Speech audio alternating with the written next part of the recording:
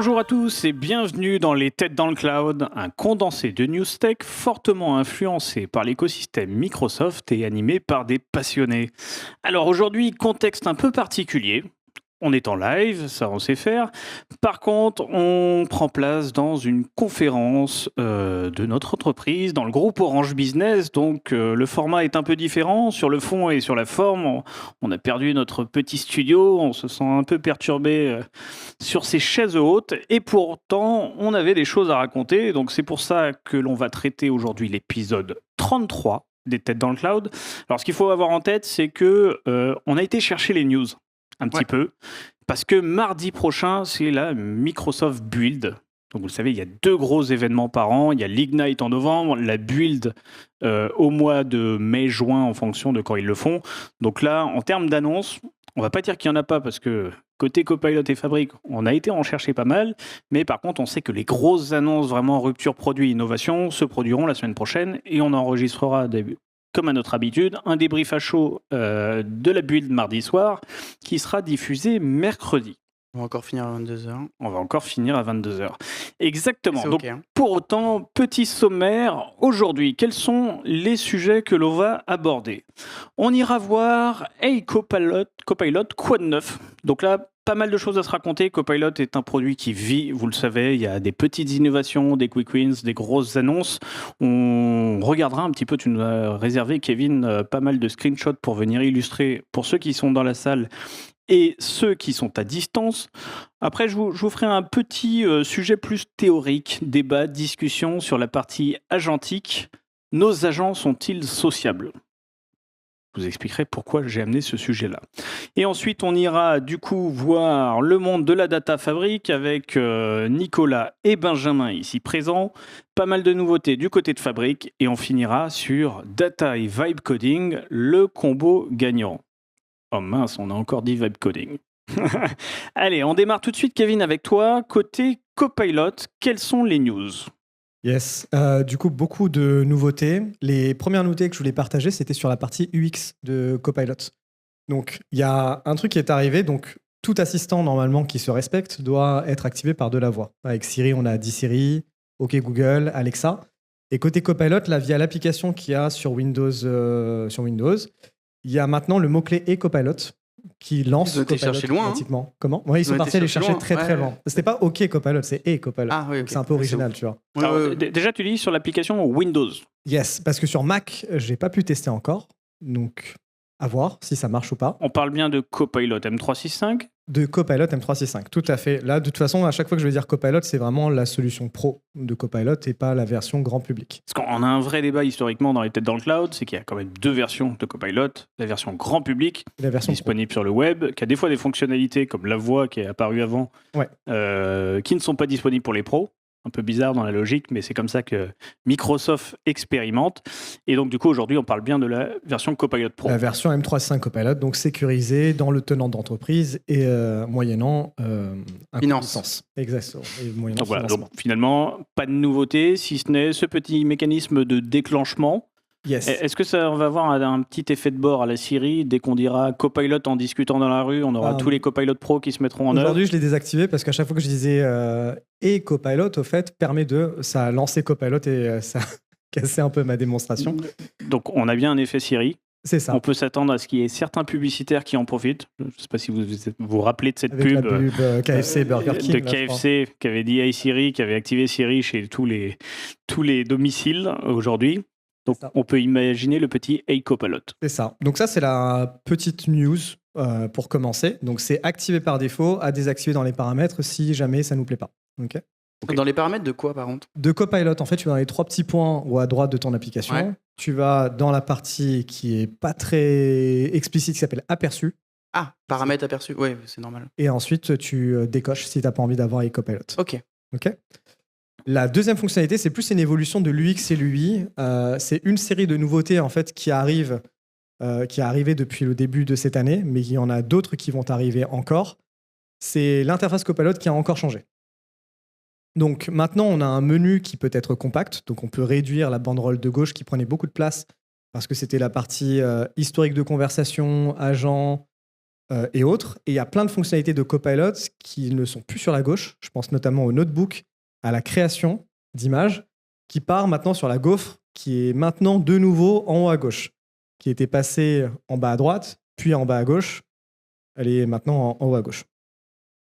Pas facile à suivre. Pas facile à Alors suivre, sur ça, il y a un vrai sujet. Sur l'UX et Copilot, on sent que Microsoft se cherche depuis le début. Il y a beaucoup d'écoute, je pense aussi, des retours utilisateurs. Et des fois, moi je vois en ce moment en utilisant Copilot Cowork, qui est en mode frontière, parce que c'est activé chez nous. Désolé pour ceux qui ne l'ont pas encore activé. C'est vachement bien. Des fois, c'est pareil. Frontière, tu cherches un peu, parce que tu as l'impression que tes conversations vont être sur la gauche, et tu reviens sur un menu contextualisé au milieu. Donc, on n'est pas encore hyper clair sur l'UX. Non, et ça va changer encore. D'ailleurs, le conseil qu'ils nous avait donné Microsoft en mars, quand on était parti les voir là-bas, c'était attendez avant de mettre à jour vos contenus pédagogiques. Faites pas des captures d'écran, parce que ça va encore changer d'ici la fin de l'année. Pour information, Copilot, depuis janvier, c'est 80 mises à jour. Et on est en mai. Et on n'est pas en phase d'un événement il n'y a pas la build encore. National, il n'y a pas la build. Exactement. Donc, petite innovation. Positive ou pas celle-là, du coup, au-delà de ta difficulté à l'expliquer? Non, honnêtement, franchement, l'interface, elle est plus simplifiée. Ça va. Le seul truc que j'ai pas compris pourquoi est-ce qu'ils l'ont sorti dans la gaufre, c'est la partie création et notebook. En fait, c'est beaucoup moins facilement accessible, alors que c'était deux outils, je trouve, qui étaient intéressants et disponibles en un clic. Maintenant, ça demande 2 clics. Donc, un peu mitigé.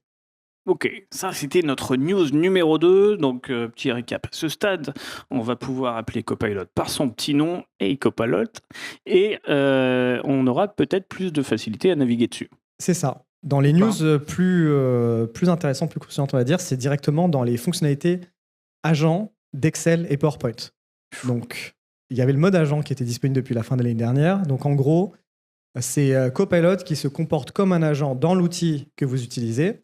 Et en gros, il a accès à toutes les fonctionnalités, dans ce cas-là d'Excel, pour qu'il fasse à votre place. Donc, c'est de la coédition que Copilot fait avec vous dans le fichier. Il y avait 2 modes. Ce sujet, je te coupe 2 secondes. On l'a beaucoup traité dans les têtes dans le cloud parce qu'on considère que c'est là que Copilot révèle réellement son potentiel. C'est-à-dire que jusqu'à maintenant, on avait un assistant sur le côté qui faisait questions-réponses. J'ai besoin d'aide pour faire une formule Excel, ça me répond. Et le passage, c'est ce qu'on a expliqué aujourd'hui sur différentes conférences, au mode agent, nous aide vraiment à co-travailler et typiquement aller supprimer des colonnes, aller créer un tableau, faire à notre place. C'est assez puissant, c'est assez bluffant et c'est presque ce qu'on attendait depuis le début. Depuis le départ. Oui, c'est ce que t'as. Oui, moi j'attendais que ça. Pas qu'il m'explique ma donnée Excel pour le coup. Alors, en plus, toi, tu sais faire, du coup, parce que tu viens peut-être de ce monde-là, de la formule, mais en l'occurrence, tu n'étais pas peut-être un des profils prioritaires pour ce type d'usage. Et par contre, voilà, c'est pas que Microsoft ait mis trop de temps à le faire. Encore une fois, c'est l'évolution de la technologie, des plateformes, de cette notion de ce qui est un agent, la manière dont il doit agir, qui lui permet de le faire. Et par contre, aujourd'hui, je trouve qu'avec le mode agent, alors me dis pas, Kevin, qu'il va disparaître, s'il te plaît. Non. Il évolue. On a la promesse qui est délivrée, c'est-à-dire on a une IA qui agit à notre place dans les outils de Microsoft 365, donc notamment dans Excel, par exemple. C'est ça. Mais là, ils ont rajouté une nuance supplémentaire, c'est que tu avais le mode consultation où tu poses juste des questions. Donc, tu as le mode modification qui est arrivé où il agit à ta place. Sauf que quand tu es dans un Excel, en général, quand tu fais de l'analyse de données, tu es beaucoup sur des données financières, RH, des données de production. D'accord ? Donc, quand tu lui demandes de modifier, il modifie ton fichier Excel d'un coup, sans que tu aies vérifié au préalable si le travail qu'il allait faire était pertinent ou il n'allait pas être destructeur. Un peu comme le mode plan, genre où il t'explique ce qu'il va faire avant de le faire. Eh ben, bonne transition. Allez. T'es trop fort. Le mode plan, en fait, arrive côté Excel, comme GitHub Copilot. C'est que quand tu actives ça, quand tu fais ton prompt, en gros, il te dit, voilà ce que je vais faire étape par étape. Est-ce que tu valides ? Est-ce que t'es OK, pas OK ? Donc, ensuite, tu donnes ton feedback. Donc, tant que le plan stratégique qu'il te propose n'est pas OK pour toi, tu continues d'itérer. Et quand c'est bon, tu lui dis, vas-y, lance-toi. Et là, du coup, il suit toute sa stratégie que il a validée avec toi et il te fait les modifications dans le fichier. Donc là, en gros, tu as un peu genre le mode plan, le mode agent et le mode ask, un peu comme dans VS Code. C'est ça. Mais il y a quand même encore la notion de vas-y, fais tout seul, je te fais confiance. Oui, c'est le mode modification. Okay, du coup. Donc ça reste toujours quoi. C'est juste une surcouche avec le mode plan un peu plus carré. Sachant que ce mode-là, ils l'ont un peu évolué. C'est qu'avant, il éditait dans la feuille courante dans laquelle tu étais. Maintenant, par défaut, même sans lui demander, il fait une nouvelle feuille. et il te fait les analyses dans la nouvelle Ce qui est feuille. pas mal. Mais le mode plan est quand même pas mal. Alors, et le mode plan, c'est assez représentatif des évolutions des modèles. C'est pareil, on le rappelle, c'est-à-dire qu'aujourd'hui, on parle de modèles de raisonnement depuis un moment, hein, depuis l'arrivée d'OpenAI O3, O3, du coup. À la base, Ouais, O1, du coup, autant commencer avec le premier, exactement. Et donc, on a ces modèles qui commencent à s'interroger, à planifier, en disant Kevin m'a demandé ça, est-ce que ça signifie, etc. Sauf que jusque-là, finalement, il continuait à produire une réponse dans la foulée. On voyait qu'il y avait une réflexion plus intense, que du coup, c'était pas de but en blanc, j'ai généré la réponse la plus attendue à les questions de l'utilisateur. Par contre, on n'avait pas moyen de stopper. S'il partait, en gros, dans sa production, à part mettre le gros carré pour arrêter et dire tu pars pas du tout dans la bonne direction, c'était un problème. Et on voit depuis un moment l'arrivée des modes plans. Donc, on l'a dans GitHub Copilot, l'outil de développement, qui est extrêmement puissant, du coup, pour aider à planifier le développement. Et donc, ça arrive dans Excel. C'est ça. Ça permet de s'assurer que, notamment quand il y a des évolutions des développements importants, l'IA générative va partir dans la bonne direction. C'est ça, et en fait, ils uniformisent l'expérience qui est beaucoup appréciée dans GitHub Copilot, dans les autres outils. Là, si tu passes, par exemple, à la partie PowerPoint, pareil, le mode, il évolue un petit peu. Déjà, tu as une pléthore de modèles qui sont disponibles. Donc, tu peux choisir entre des modèles OpenAI et ceux d'Anthropic. Donc, Claude, si tu as activé Anthropic sur ton tenant, parce que pour rappel, les prompts sortent de l'Europe actuellement. Mais dans PowerPoint, tu as même la possibilité de choisir le modèle d'image que tu veux pour la génération d'images. Donc, tu as même le modèle My de Microsoft dont on avait parlé dans le précédent épisode. Donc, soit tu peux laisser en automatique, ou si tu es un peu connaisseur et tu connais la qualité de certains modèles par rapport à d'autres, eh ben, tu peux choisir. Donc, ça évolue. Et pareil, le mode modification évolue côté PowerPoint, c'est en cours de déploiement. Il y a un mode qui va anticiper toutes les questions que tu vas potentiellement recevoir par rapport à ta présentation. En l'état, si tu la présentes telle qu'elle. Genre, t'as pas aligné, c'est pas la même police sur toutes les slides. La forme, le fond, ça Je pense aux dépend questions de ce que mon tu chef à demandes. chaque fois, On genre fait le souvent, planning, il est pas On fait souvent, décalé. d'ailleurs. Ouais, on a souvent pas les mêmes typos. Hein. C'est ça. Ouais, c'est pas mal. Et Vas-y. là, j'ai une question, parce qu'on parle, tu vois, tu peux choisir ton modèle. C'est cool, on sait qu'il y a des modèles qui sont plus puissants que d'autres. Il n'y a pas une notion de token derrière, il n'y a pas une Non. notion de blocage. C'est ça Ça me paraît qu'aujourd'hui, fou. qui est bien, c'est inclus dans ta licence. Et Pour il n'y a l'instant. pas une notion de token ni de message Pour Ok. l'instant. à date.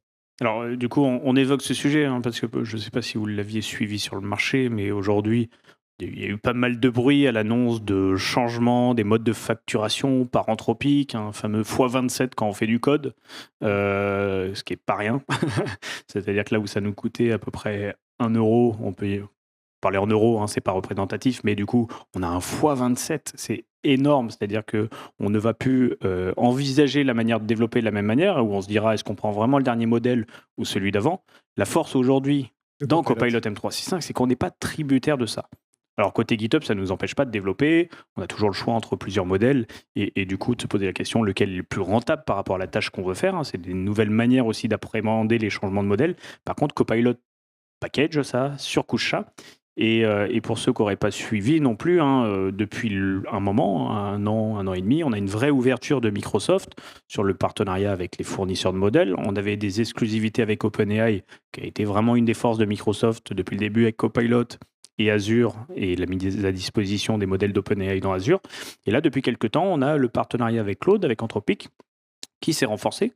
Donc en effet, dans Copilot, maintenant, on parle souvent de l'IA de Microsoft, mais derrière, les modèles ne sont pas fournis par Microsoft, propose les deux. On peut aller chez OpenAI, porter dans Azure, hein, donc là on est sur un modèle qui est entièrement managé par Microsoft, presque déployé sur votre tenant, qui n'a rien à voir avec le modèle général.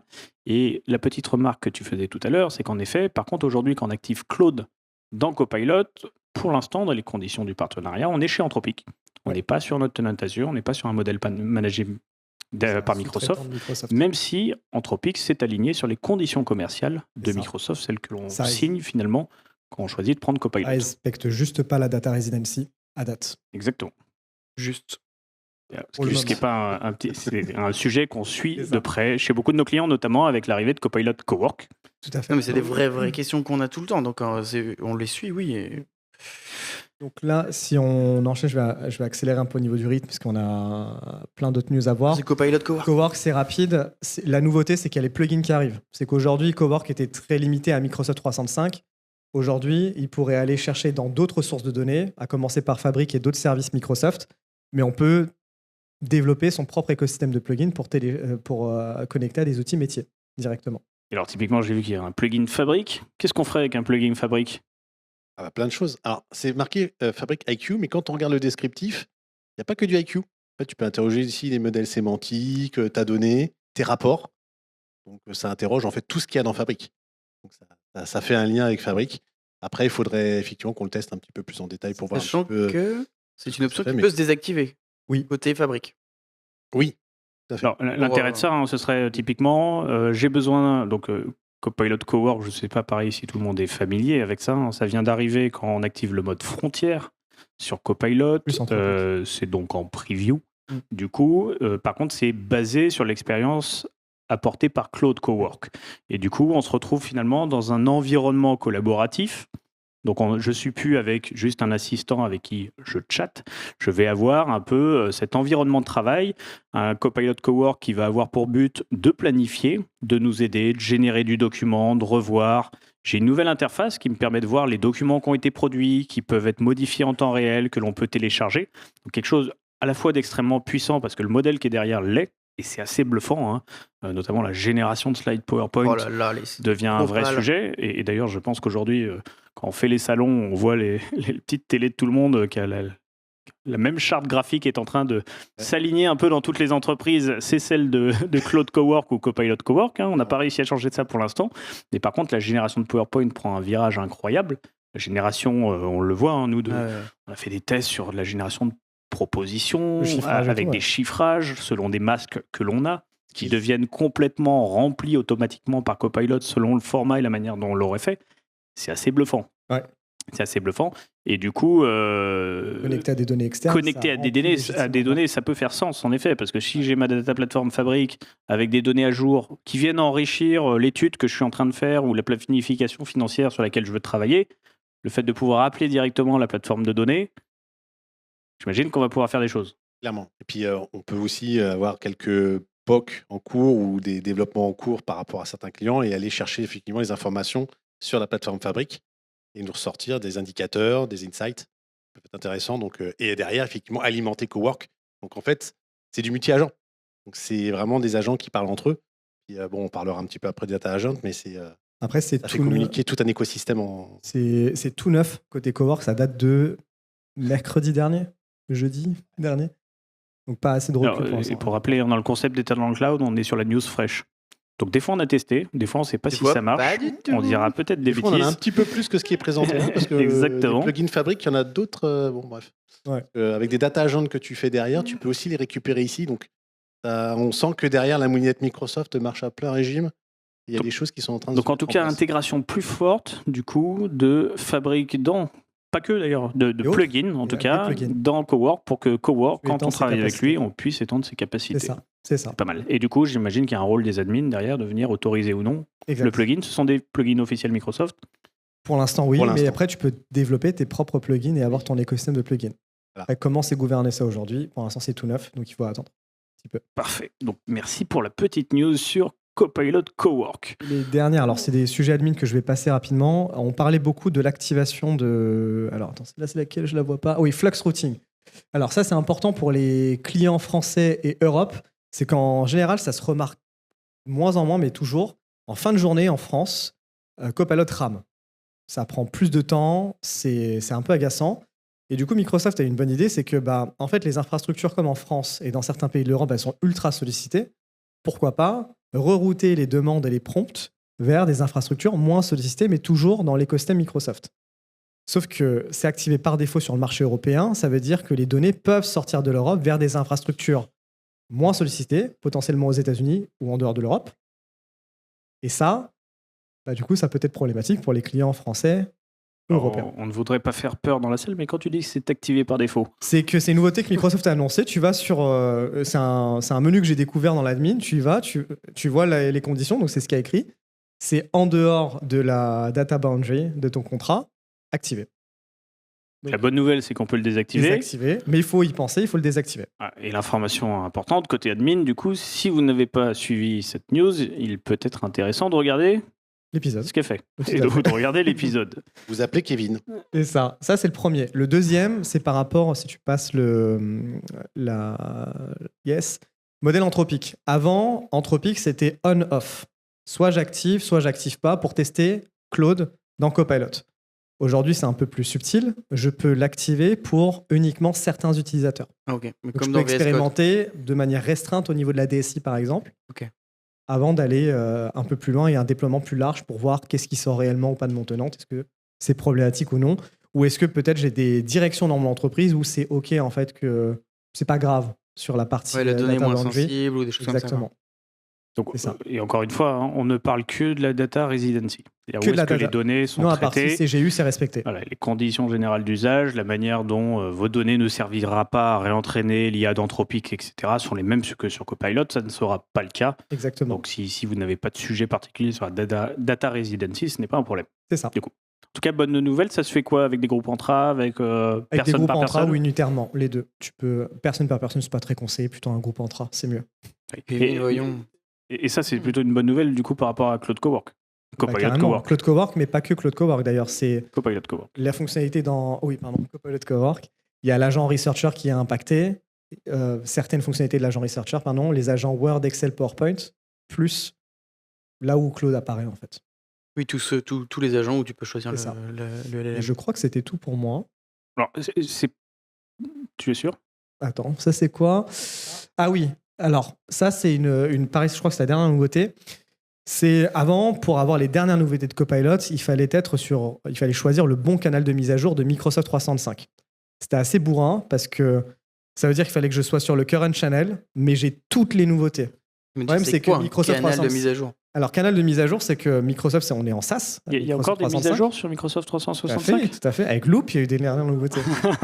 je suis Teams aussi. Du coup, dans Microsoft 365, vu que c'est une solution SaaS, on peut choisir le rythme de mise à jour auquel je veux être exposé par rapport à mon entreprise. Donc, je crois qu'il y a mensuel, current, ça veut dire c'est dès que ça sort, tu y as accès. Tu as aussi, sinon, trimestriel. Sauf que pour avoir les dernières nouveautés de Copilot, parce que ça bouge vite, il fallait être current. Sauf que l'effet pervers de ça, c'est que non seulement tu as une nouveauté Copilot, mais des nouveautés Teams, SharePoint, enfin la totale. Tu as tout en current, quoi. Sans que tu aies préparé, anticipé le change. Là, ils ont séparé les deux. Donc, tu peux avoir des nouveautés trimestrielles ou mensuelles côté M365. Et current côté Copilot. Et current. Après, le point d'attention, c'est que certaines nouveautés Copilot sont liées à des nouveautés Microsoft 365. Et donc, si tu es en décalé dans les deux fréquences. Bah, t'attends que Microsoft 365 arrive avant que ça apparaisse côté Copilot. Mais au moins, les deux sont décorrélés. T'es pas obligé de dire oui à tout, en fait. En fait, les nouveautés là d'admin, c'est un peu de nuance dans le monde de l'admin M365 Copilot. Ouais, c'est pas on-off. Parce qu'avant, c'était on-off. Et encore aujourd'hui, pour beaucoup de choses, c'est oui, non. C'est tout. Pas de nuance. Peut-être. Et c'est assez intéressant ce genre d'information parce qu'on a pas mal de nos clients qui sont un peu perdus à ne plus voir les roadmaps M365. Et il y a moins d'annonces, il faut le dire. Ça devient M365 Copilot. Et Copilot, depuis 3 ans chez Microsoft, prend beaucoup de place sur la communication. Et du coup, pour nos admins M365 historiques dans les entreprises, la gestion des waves, donc des annonces de nouveautés, leur déploiement, etc., passe un petit peu parfois à la trappe. En tout cas, c'est le sentiment qu'on a. Et pourtant, ça reste le cœur finalement de tout ce qui porte aujourd'hui Copilot. Mais du coup, on voit qu'il y a quand même un peu d'attention dans la manière dont on va continuer à faire vivre du coup ce fameux Microsoft 365. En même temps, ça se tient, c'est pour de l'adoption. Si tu vois que ça te met tout à jour tous les jours, toi en current, tu te diras tant pis, je vais pas tout tester tout de suite, je peux pas tout gérer. Donc en vrai, si on veut adopter le produit, c'est intelligent. Donc ça, dernière petite news. Alors encore une fois, on est en attente. On a Microsoft Build mardi prochain. On imagine que Copilot va arriver avec son lot de nouveautés, M365 aussi peut-être derrière. Du coup, donc, on vous invitera à suivre sur ça le prochain épisode des Têtes dans le Cloud. On va passer, moi je vais vous partager une petite thématique. Souvent dans les Têtes dans le Cloud, moi j'aime bien regarder un peu tout ce qui est produit par les équipes de Microsoft Research, donc Microsoft Research, qui a un blog dédié, un site où on a des équipes de chercheurs chez l'éditeur qui vont essayer d'explorer les dernières approches du marché, notamment sur l'intelligence artificielle. Et dernièrement, l'équipe de Microsoft a publié un article sur son blog et un benchmark sur ce qu'ils ont appelé le social reasoning. J'ai trouvé ça assez intéressant parce que l'idée, c'est de se dire quoi? C'est de se dire aujourd'hui, quand un agent agit à ma place, est-ce qu'il le fait pour mon bien ou pas? Et je vais le dire comme ça. C'est vraiment la réponse? J'aimerais bien savoir.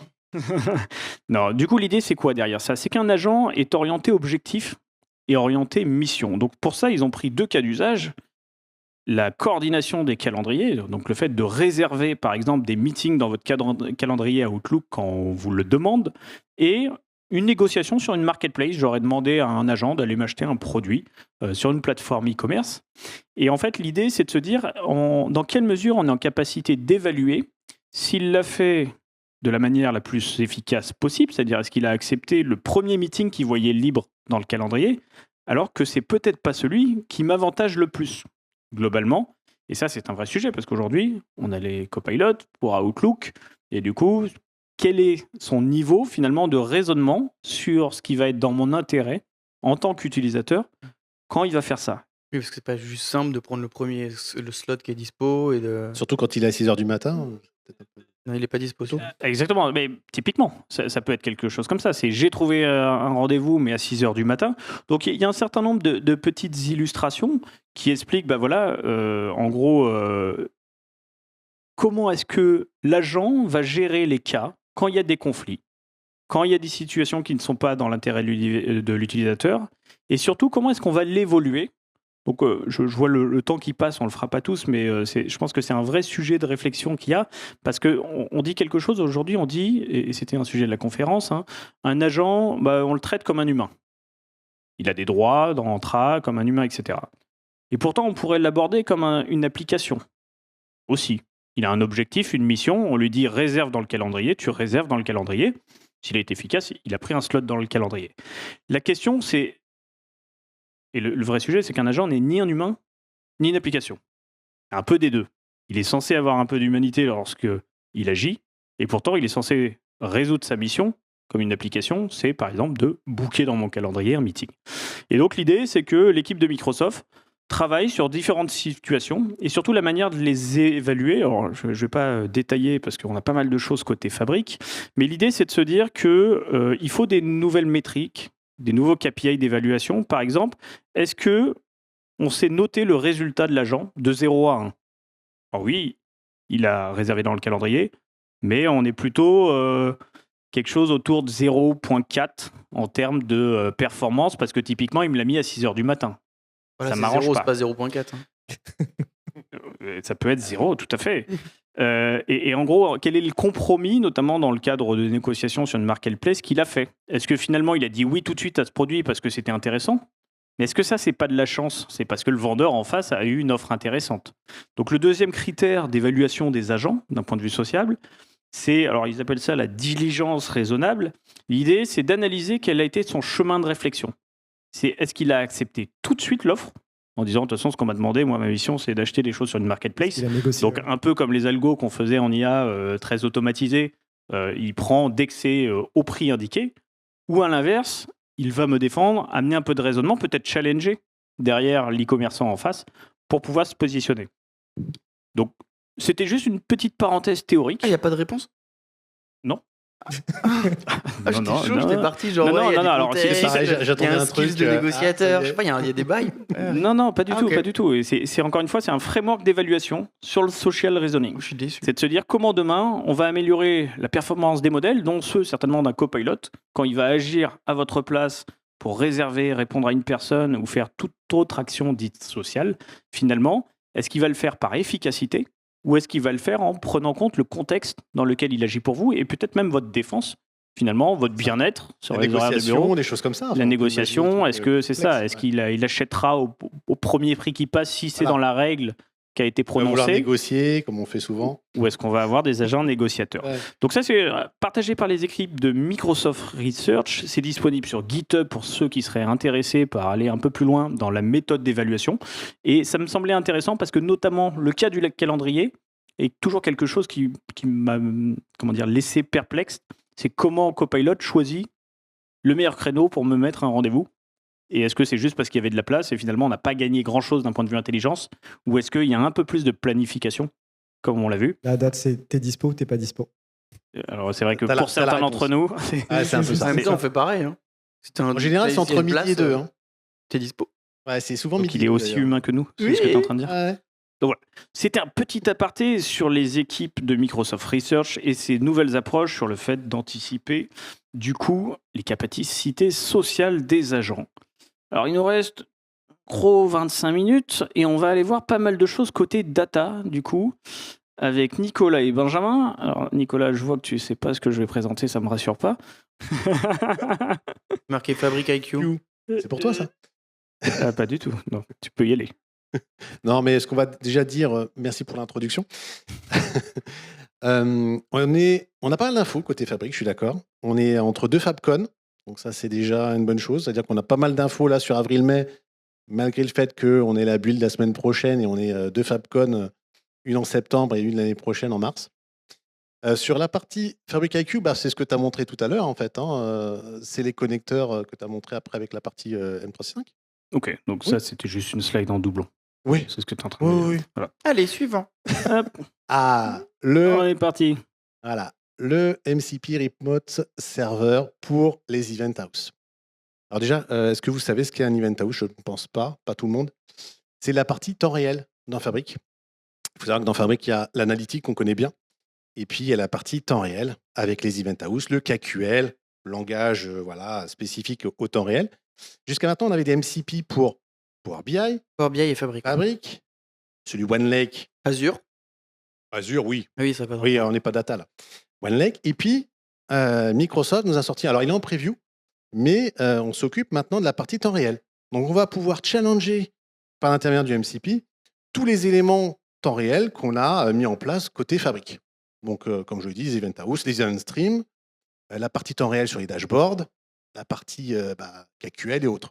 Donc, peut-être pour qu'on réalise bien un peu Qu'est-ce qu'un comment on MCP? rentre dans un Qu'est-ce monde qu'un MCP? un peu technique. On l'avait évoqué en conférence cet après-midi. Ouais. Le MCP, c'est un protocole de Model communication. Context Protocol. Exactement, qui permet à un agent de savoir comment manipuler une API en découvrant des compétences, des skills dedans. Donc, via le MCP de Du agent Fabric, to agent. l'agent sait, non pas forcément, mais l'agent sait Oui. qu'il va pouvoir utiliser telle fonctionnalité de Fabric de telle manière. Et vu que c'est assez verbeux, il aura tout de suite bonne compréhension plutôt que faire de la découverte pure de l'API avec des endpoints et d'être complètement perdu. Complètement. L'avantage de ça, c'est que comme les fournisseurs et éditeurs commencent à sortir les MCP, les connecteurs officiels pour les agents sur chacun de leurs produits et plateformes, ça nous permet de piloter les produits depuis l'extérieur, Oui. par exemple depuis une interface de développement comme GitHub Copilot ou depuis un agent. Donc je peux très bien demander aujourd'hui, et c'est un peu ce qu'on expérimente, et il y a un sujet à la fin là-dessus, donc je ne vais pas trop m'avancer, mais de dire à un agent, tiens, développe-moi un flux temps réel ou interroge la donnée de Fabric en temps réel, connecte-toi à Fabric et va dans la base KQL, donc celle qui réceptionne toutes les données de télémétrie et autres qu'on aurait mis, et interroge-la en temps réel, du coup. C'est ça. On va avoir la même chose côté Data Factory, on va avoir la même chose côté OneLake. Bref, autant de MCP que d'expérience dans Fabric. Donc, on va pouvoir construire finalement chacune des briques de Fabric directement à partir du MCP. C'est ça. Donc c'est assez puissant. On commence à se dire, depuis une interface de développement, potentiellement une data platform de bout en bout. Complètement. En tout cas, un flux de transformation, depuis la connexion à la source, la modélisation de la donnée, le reporting, Le reporting, on va pouvoir le coder et surtout C'est le faire faire par un agent. c'est surtout ça. Donc l'arrivée des MCP serveurs sur Fabric et notamment sur chacune des couches renforce le fait que demain, on pourrait piloter notre data platform purement depuis des interfaces de code ou des agents. Depuis, C'est ça. Depuis à distance, quoi. Pas forcément les agents, parce que même GitHub Copilot n'a pas forcément besoin de MCP serveur. Alors, pour ça, c'est un retrouver ses débat. petits. Mais, Ça, c'est un débat, mais c'est vrai qu'on pourrait aujourd'hui, avec un Claude Opus, c'est vrai qu'on peut se poser la question. Mais disons qu'on est plus rassuré en utilisant un MCP serveur, que surtout, on est d'attaquer moins directement. perdu. Ouais. Que l'API de. Tu veux construire une pipeline, par exemple, un peu complexe dans ton Data Factory, le MCP server côté Data Factory est plutôt intéressant. Il va être plus fiable que de dire à ton Claude, sans te connecter au MCP server, vas-y, développe-moi la pipeline. Ça ne sera pas les mêmes expériences. Mais tu peux le demander du coup à Copilot Cowork Oui. depuis peu. Aussi. C'est Voilà. ce que j'ai compris. Voilà, tout à fait, d'où la slide avant. On passe à la news suivante, côté Fabric. Qu'est-ce que tu nous réserves, Nicolas? Ah, je vous réserve plein de trucs. Non, là, oui, il y a un petit... Oui, bon, je vais l'expliquer comme ça. Jusqu'à maintenant, on s'embarrassait un petit peu au niveau de la partie sémantique d'un modèle sémantique. On expliquait un petit peu ce qu'on avait dans la donnée. Donc, on donnait l'explication en langage naturel de ce que représentait notre modèle sémantique. Qu'est-ce qu'il y avait dedans, le nombre de tables.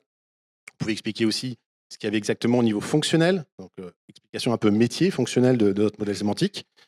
Et ben maintenant, on va pouvoir demander directement à Copilot de nous faire la description à notre place. Donc c'est plutôt Mais quel est intéressant. l'intérêt, Nicolas? Quel est l'intérêt? Oui, mon cher Benjamin. Bah, si tu n'as pas de GitHub Copilot, J'ai la réponse.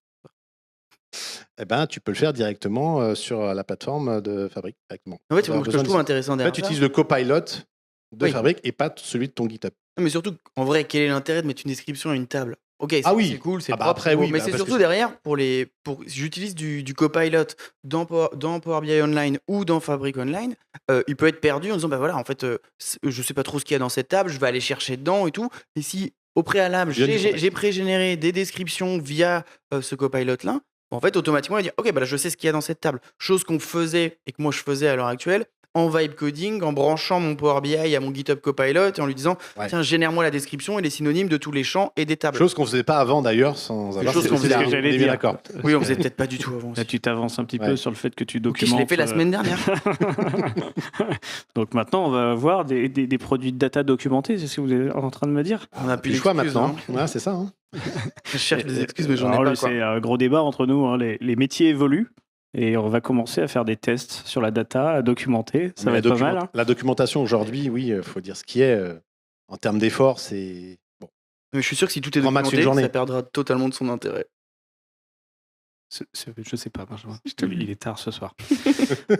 On va avancer à la Grosse petite news, news hein. suivante. Attends, question Grosse avant. news pour toi en tout cas. Ouais, il y a des questions, peut-être, Question vite fait. C'est que sur la table, c'est pas sur les champs qu'il y a dans la table? Là, c'est sur le modèle. Exactement. Ok. Donc je retiens que ton intervention ne servait à rien parce que tu parlais pas du tout de la même Ce chose. sera pour la Fabcon. Mais non, si ça aurait pu être dans les tables, regarde en dessous, t'as les deux tables, ça aurait pu faire les champs aussi. Non, non, là, il fait au niveau du modèle. Ok, là, il a fait. Il reste au niveau plus haut. Donc- pour l'étape, il faut quand même le faire différemment, soit avec effectivement un GitHub ou manuellement, à l'ancienne. Grosse annonce du coup, la documentation c'est le début. des modèles sémantiques Je avec rejoins un Copilot. peu ce que dit Benjamin, c'est le début. Après, on aura de plus en plus de fonctionnalités qui nous permettront, par cette interface-là, de documenter notre modèle, et puis après, notre lakehouse, notre rapport. Bref, sky is the limit. Hein. Et on parle bien du Copilot dans Fabric, Oui. qui n'a rien à voir avec Copilot M365. C'est-à-dire Dont que on n'a pas nativement- besoin de licence et qui est inclus dans la capacité Fabric dès la capacité F2 et non Voilà. plus la capacité F64 comme au préalable. Soit précis, effectivement, il faut quand même une capacité Fabric. Ouais. Oui, il faut une capa Fabric. ça vient juste consommer de la capacité. Et ça consomme. Donc voilà, on a dit ça, on on a rien reparlera dit, du hein. sizing nécessaire si on ne l'est pas à l'échelle. C'est un sujet. News suivante, Nicolas, Alors, Benjamin. ça, c'est plus important. Oui, alors, oui, c'est un peu gros. Bon, là, on vous présente un peu ce qu'est le mode import. Pour ceux qui ont fait du Power BI, vous connaissez. On importe nos données directement dans notre modèle sémantique à partir de nos données sources. Donc ça, c'est ce qu'on a toujours fait avec Power BI, ce qu'on fait encore d'ailleurs avec Fabric. Très bien. L'avantage de cette partie-là, c'est que on avait notre modèle sémantique et on pouvait faire quasiment tout ce qu'on voulait en DAX, donc avec le modèle, effectivement, enfin le langage DAX qui nous permet de transformer la donnée, créer des mesures, etc. On pouvait créer des colonnes calculées et de nouvelles tables calculées. La problématique, si on regarde la slide d'après, c'est qu'en en Direct Lake, donc qui est un autre mode de connexion à nos données sources, là, cette fois-ci, on ne recopie pas la donnée, on n'importe pas la donnée, on n'importe que la metadata. Donc, c'est-à-dire, finalement, ce qui construit notre donnée, nos tables, nos mesures, nos champs, etc. La problématique qu'on avait en Direct Lake, jusqu'à maintenant, c'est qu'on ne pouvait pas créer de colonnes calculées ni de tables calculées une fois qu'on était en Direct Lake. On avait cette limitation. Eh bien, grosse news, maintenant on peut. Bravo. On peut s'applaudir là-dessus. Alors, Non, mais alors là, on rigole comme ça, mais on vante ce modèle-là parce que, bon, évidemment, Microsoft le met en avant. Ça reste le modèle, entre guillemets, parfait pour Microsoft, c'est-à-dire zéro recopie de données. On accède à des données en live sur notre lakehouse, donc on évite des refresh, donc on évite de la consommation, de la recopie, des problématiques aussi dans l'import. On peut avoir des bugs, on peut avoir des anomalies dans notre chaîne de traitement. Là, avec le Direct Lake, on attaque directement notre donnée. Donc, on a du temps réel, on a de la performance, puisque notre donnée est stockée au niveau du lakehouse ou de notre warehouse en format parquet.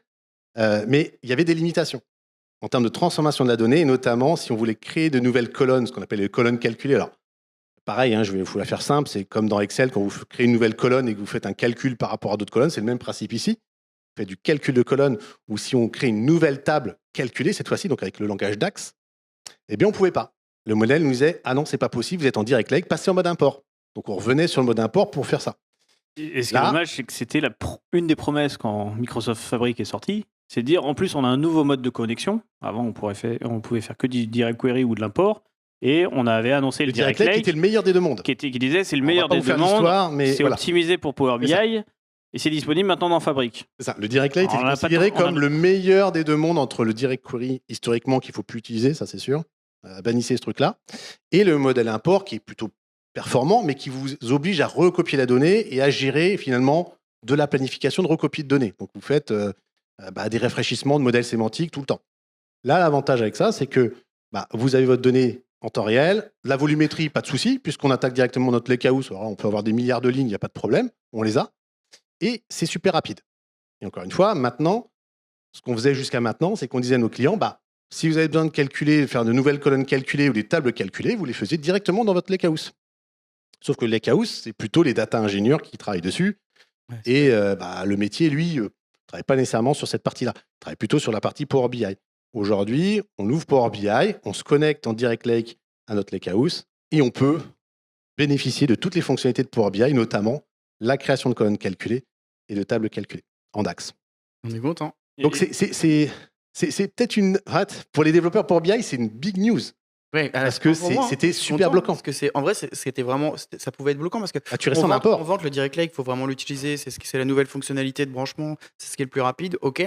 Par contre, derrière, il me manquait de choses. Ah bah non, faut revenir au tout début de la source. Ah mais c'est pas les mêmes personnes qui travaillent sur ce truc-là. Bah faut demander à l'équipe. T'appelles l'équipe Vous d'ingé. perdez tout le Vous truc. refaites la partie lakehouse parce que il me faut une nouvelle colonne qui calcule un indicateur ou une nouvelle table, une table date ou un truc comme ça, parce qu'il faut le faire en amont et que tu peux pas le faire dans la partie Power BI, ce qui est dommage. Donc c'est pas vendeur, mais c'est quand même très pratique. Et ça, on y est habitué. Il y a les grosses news, les annonces qu'on apprécie, qu'on aime entendre, et il y a ce qui change le quotidien. On l'attendait un Les- petit peu, enfin, on se désespérait de ne pas avoir ce truc-là. C'est un peu dommage, mais on se désespérait de ne pas pouvoir le faire, alors que on nous présente ce modèle ici, là, en direct lake, comme étant le modèle un peu idéal quand on crée du Power BI à partir de sources de données Fabric. Et du coup, c'est en preview, c'est disponible, c'est testable. Non, c'est testable, oui, bien sûr, mais oui, c'est disponible, oui, pas de souci. Il n'y a pas de preview, non, c'est possible. Tu peux Juste créer. une nouvelle fonctionnalité directement. Enfin, en tout cas, la promesse du produit qui se En réalise fait, enfin. avant, c'était grisé, maintenant, c'est plus grisé dans Power BI Desktop. Donc avant, tu avais colonne calculée. Quand tu crées colonne calculée, tu as le bouton grisé. Maintenant, il est plus grisé. Tu peux créer une colonne calculée alors que tu es connecté en direct lake. Magique. On va passer à la Bravo, news Microsoft. suivante. Parce que je vois Je le peux la prendre, timer.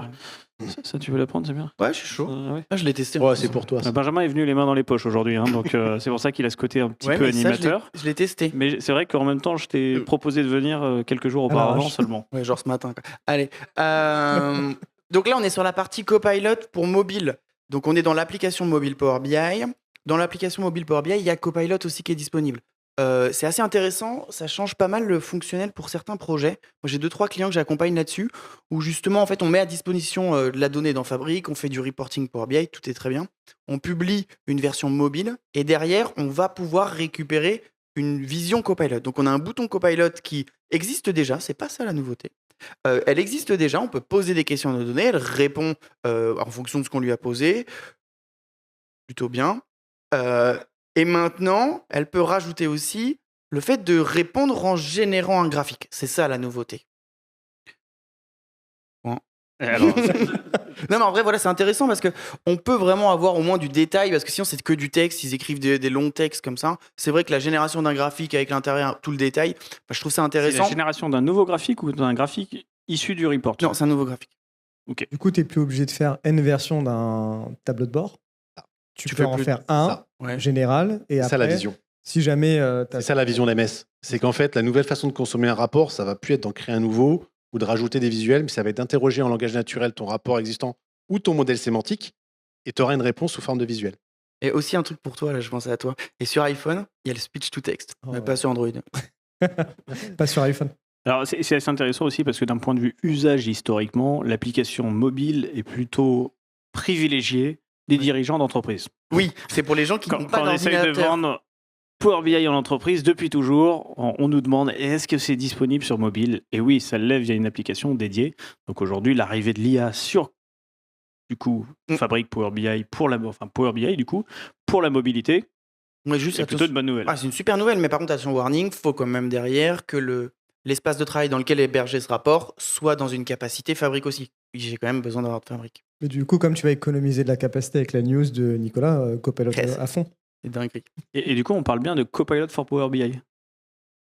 Ça n'existe pas, ça. C'est Copilot, pour pas... BI Copilot mobile. fabrique. Non, c'est la C'est Copilot version fabrique, en fait, c'est la C'est la partie. version fabrique. Ouais, version c'est fabrique. la- Ah oui, c'est- toujours. t'es toujours D'accord. dans le fabrique. Même sur le desktop, tu es toujours dans la C'est version la même fabrique, chose, en fait. Tu as toujours besoin d'être connecté à un rapport qui est rattaché à une capacité fabrique pour pouvoir utiliser Copilot, qui est rattaché à fabrique. Il n'est jamais Parce que M365. de mémoire, on avait d'une part les data agents et Copilot for Power BI qui répondait seulement sur le rapport, pas sur les données derrière. Et qui répondait... C'est Prepare for Data for IA, c'est ça? Non, Copilot for Power BI. Dans Power BI directement. Dans Ah, tu Power parles BI, de ouais. Copilot dans le Oui. desktop? Oui. Ouais.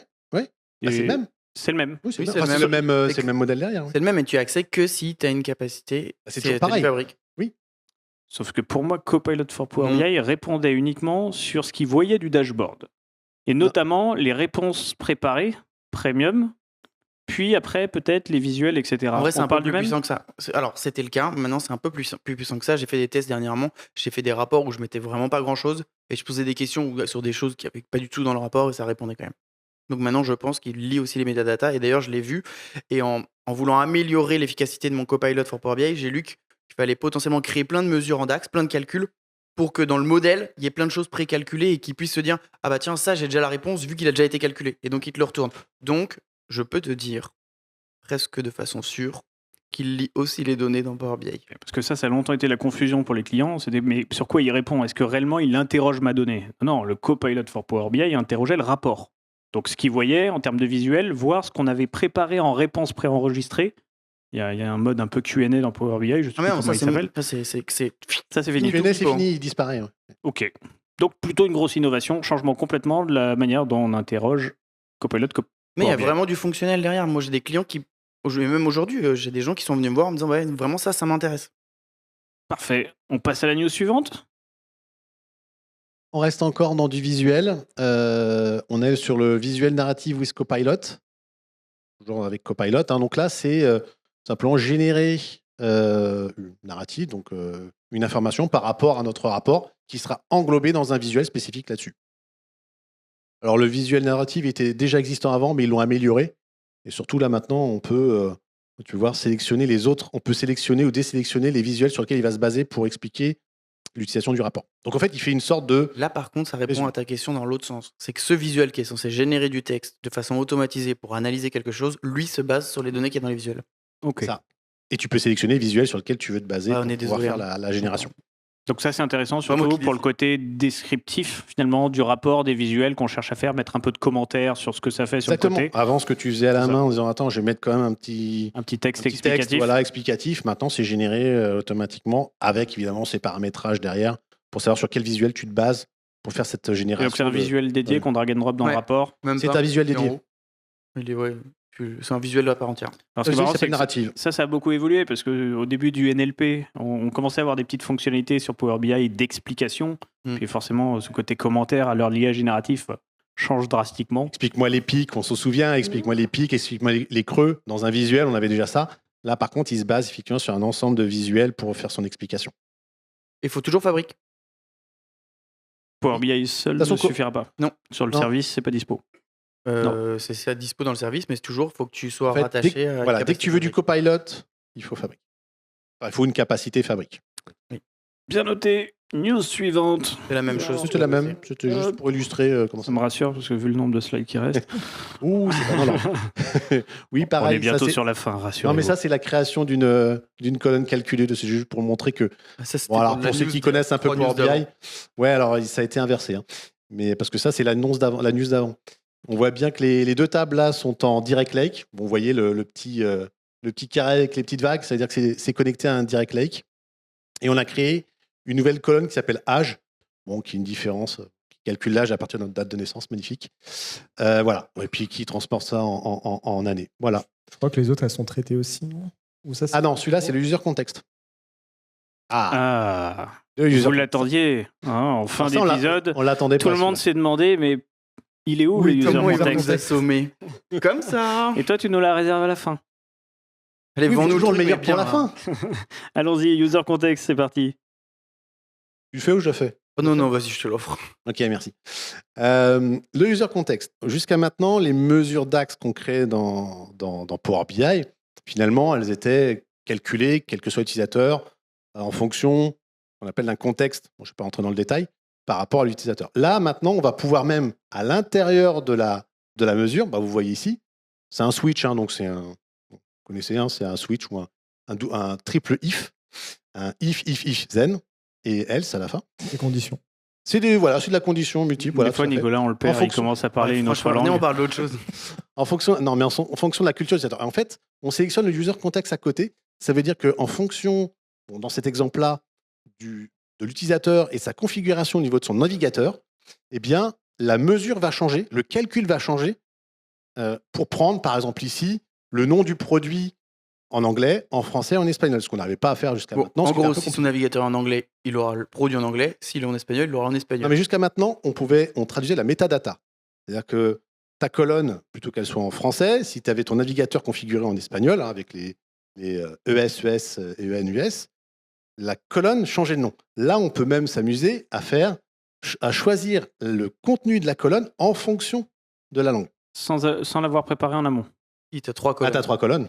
Oui, Non, t'as quand pas même. la traduction Ok. automatique. Donc c'est juste la sélection en Mais fonction c'est du le contenu, contexte de c'est-à-dire que l'utilisateur. c'est pas juste tes axes d'analyse qui vont être traduits, c'est aussi le contenu de ce que tu vas afficher si tu mets un tableau. Le contenu des valeurs du tableau va être traduit parce que tu vas choisir la bonne colonne en fonction de l'utilisateur qui se connectera. Il y a longtemps été, excuse-moi le terme, une tannée un peu dans les sujets c'était d'entreprise dev, internationale, je de pense comment que le c'est- même on- modèle le Là, on se traduire. galérait. On arrivait à changer tous les titres des tableaux et Ah. pas le contenu. Mais On faisait On que y les arrivait, mais on s'ennuyait. En fait, on faisait en anglais et puis après, ils se débrouillaient pour les valeurs. Là, maintenant, tu as tes valeurs en fonction. Bon, ça, c'est un exemple, hein, évidemment. Après, on peut faire tout ce qu'on veut. Là, c'est un exemple assez parlant parce qu'on parle de langue. Mais on peut imaginer après, en fonction, je ne sais pas, d'entité, etc., eh bien, on a des mesures, donc des calculs qui sont faits différemment en fonction du type d'utilisateur. Donc, d'où le user context. Ça récupère certains contextes de l'utilisateur et en fonction de ça, on est capable de faire différents calculs. alors, j'ai l'impression que c'est la dernière news. Parce que Je vous ai vois- pas perdu, je c'est vois bon? plus rien. Je me permets juste de faire un petit. Sinon, on fait des formations, hein, si vous voulez. Ah non, il y en a encore une. Ah non, c'est pas la dernière. Oh, bah celle-là, je te la laisse. Oh. Versionning sur Power BI. Allez, Oui, bah grosse non, mais news. l'idée, c'est que. Voilà, elle est assez simple. On va pas. En fait, dans Power BI Desktop, donc dans le logiciel de développement de Power BI, on a maintenant, si notre Power BI est hébergé, je crois que c'est dans SharePoint et OneDrive, c'est ça? OneDrive, SharePoint. Ouais, c'est ça.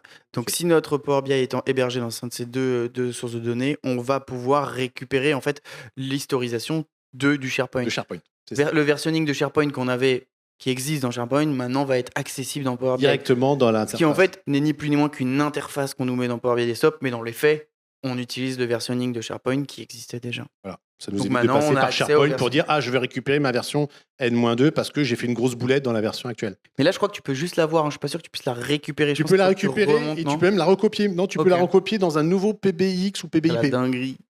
C'est sympa. Et donc, tu peux même faire du compare après. Tu as une fonction, alors il ne la montre pas, mais tu peux faire du compare entre les deux. Non, c'est pas mal pour des Bon, on utilisateurs s'amuse, finaux hein. qui connaissent pas trop le versionning et qui pour autant vont l'avoir devant eux et vont pouvoir comprendre l'intérêt.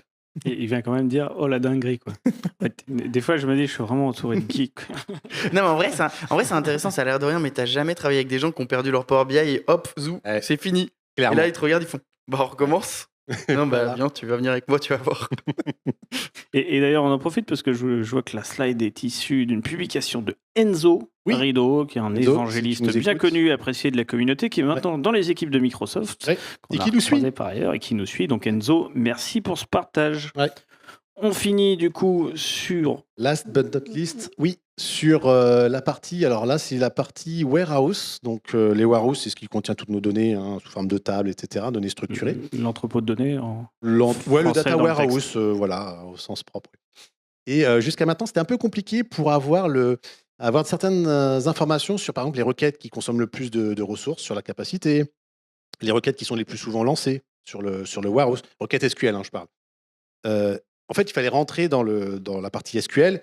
Et bon, ceux qui connaissent un peu SQL, c'est facile. On allait dans les insights, query insight, etc., etc. Et on récupérait ces informations-là. C'était pas très graphique. Et on avait des informations sous forme de réponse SQL. Là, Microsoft nous a pondu une petite interface plutôt sympa qui va nous permettre d'avoir les trois onglets en haut. Donc, l'historique des requêtes qui ont été faites sur mon warehouse, celles qui ont pris du temps et celles qui sont souvent réutilisées. Donc c'est plutôt pas mal. Alors, c'est pas la news de l'année, hein, mais ça permet d'avoir sur format graphique avec un petit line chart les informations de qui utilise le plus mon warehouse, qui fait les requêtes qui consomment le plus, qui sont les plus longues. Donc ça permet un petit peu de monitorer un petit peu plus en détail la partie data warehouse dans Fabric. Pareil, il faut une capacité Fabric pour ça. Il parle plus, il passe juste la slide. Et on finit sur. J'avais parce envie qu'il voit de le tenir temps le qui passe. timing, je vois le temps qui Ouais. passe. Ah, Est-ce que purée, tu j'en ai sais encore une autre. en 20 secondes nous dire? Et pourtant, on n'a pas beaucoup de news en ce moment, hein. Oui, alors, bon, ça, c'est rapidement pour ceux qui nous écoutent, qui avaient des problématiques de synchronisation de la metadata sur les lakehouse. Pensez à cliquer. Alors, c'est pareil, c'est des trucs qui devraient être on par défaut. Jusqu'à maintenant, les gens râlaient parce que quand ils faisaient des modifications de structure dans un lakehouse, genre on rajoute une table, on rajoute des colonnes, eh bien, quand ils interrogeaient par le SQL endpoint, le point de SQL, le point de terminaison SQL, leur lakehouse, en fait, ils n'avaient pas les nouvelles données de la nouvelle colonne qu'ils avaient ajoutée. Donc c'était chiant, il fallait attendre, il y avait toujours un peu de latence. C'était un problème que Microsoft avait identifié.